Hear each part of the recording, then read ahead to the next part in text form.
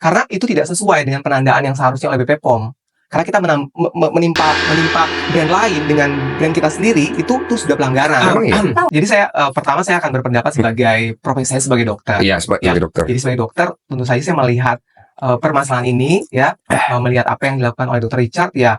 Waktu itu kan saya sempat diajak Doktif untuk unboxing, which is saya tadi nggak tahu sama sekali. Berarti ada di VT ya? Iya, saya nggak tahu sama sekali. Beliau bilang saya minta ada saksi, saya mau ada saksi. Jadi kami diajak ke kamar, ke ruang ke penthouse-nya dia kan, waktu itu kan.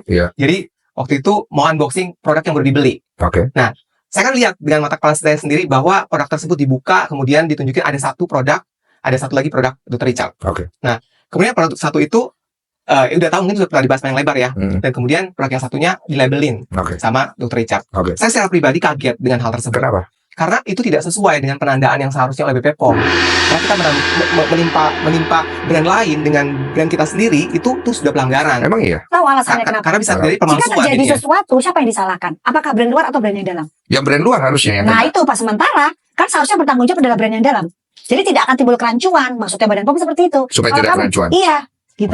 Oke. Berarti tidak boleh. Tidak boleh. Dan bukan pemalsuan produk juga ya. Betul. Ya. Terus kemudian yang kedua lagi, Mas Densu, waktu itu saat dibuka itu produk Dr. Richard ini tidak ditutup siringnya. Katanya ada tutupnya. Tapi ditaruh di luar. Mungkin karena boxnya tidak cukup. Nah itu kami kaget. Kenapa itu dilakukan? Kalau kita buka, Mas, logikanya aja, itu kan udah terkontaminasi dan terjadi perubahan pada unsur yang ada di dalam itu. Dan itu menurut saya itu sangat disesalkan untuk dilakukan. Apalagi ini ditaruh di wajah dengan aplikator jarum. Jarum kan langsung penetrasi ke bawah kulit kita, ya, dan itu bisa dibayangkan kalau misalnya ada kontaminasi bakteri, jamur dan segala macam ya, seperti itu. Itu harus ada izin dari Kemenkes ya kalau saya nggak salah, kalau udah ada jarumnya untuk seperti itu. Itu kesehatan, iya betul. Bahkan dari aslinya aja, dari yang merek aslinya, itu dijelaskan bahwa itu harus dengan professional use. Dijelaskan dari aslinya. Tapi saya ada lihat jadi itu biasanya digunakan di klinik. Tunggu, di luar negeri ada loh yang roll-roll gitu tuh. Dia pakai jarum-jarum juga kan. Banyak kan muncul di video-video YouTube tuh. Itu alasan yang digunakan ya Bang Densu. Itu alasan yang digunakan. Tapi harusnya itu Mas disposable, sekali pakai buang, nggak boleh dipakai lagi. Gimana cara sterilisasinya? Kan kalau kita pakai kan udah berdarah. Darah itu kan rentan sekali terhadap kontaminasi bakteri. Bakteri kan suka banget dengan darah. Kalau kita pakai ulang lagi, entah minggu depan, bulan depan, otomatis resiko infeksi akan besar. Nah sekarang misalnya Bang Densu, Bang Densu misalnya kena HIV. Misal nih ngomong jangan dong. Iya, enggak apa-apa. Ada orang gitu ya, enggak karena kan langsung contoh gitu. Coba HVS lah. HVS lah ya, HVS. Terus Bang Densu pakai tuh. Iya kan? Terus tiba-tiba Bang Densu taruh.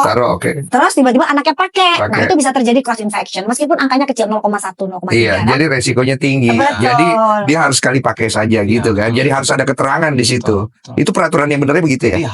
Jadi tidak ada nih jarum yang bisa sekali dipakai berkali-kali. Iya, nggak bisa. Apalagi ada darah di situ kan, otomatis ada kontaminasi. Walaupun dipakai sama orangnya sendiri. Iya, tetap karena kan begitu ada darah, kita simpan 24 jam aja, bakteri udah ngumpul semua di situ. Kolonisasi bakteri. Gimana caranya ngebersihinnya gimana? Kalau dibersihin pakai apa gitu, nggak bisa juga. Kalau bisa bener-bener, tapi kan kita siapa yang bisa menjaga itu? Jadi yang itu yang menurut saya sangat saya sayangkan secara profesional dokter. Seharusnya itu tidak dilakukan. Ya, kita bicara dari ini ya kedokterannya ya. Oke, ada lagi? Nah, termasuk yang white tomato itu, karena kan saya juga hadir di situ.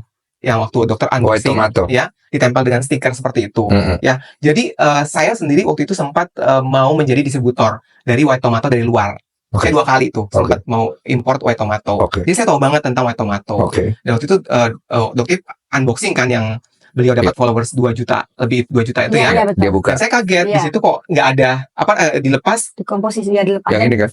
Iya. Iya itu dia. Jadi waktu itu kan dokter lepas. Nah ini kan berarti kan ini aslinya nggak ada di sini ya, gitu. Terus saya baca di sini L-glutathione gitu loh. Mana? Jadi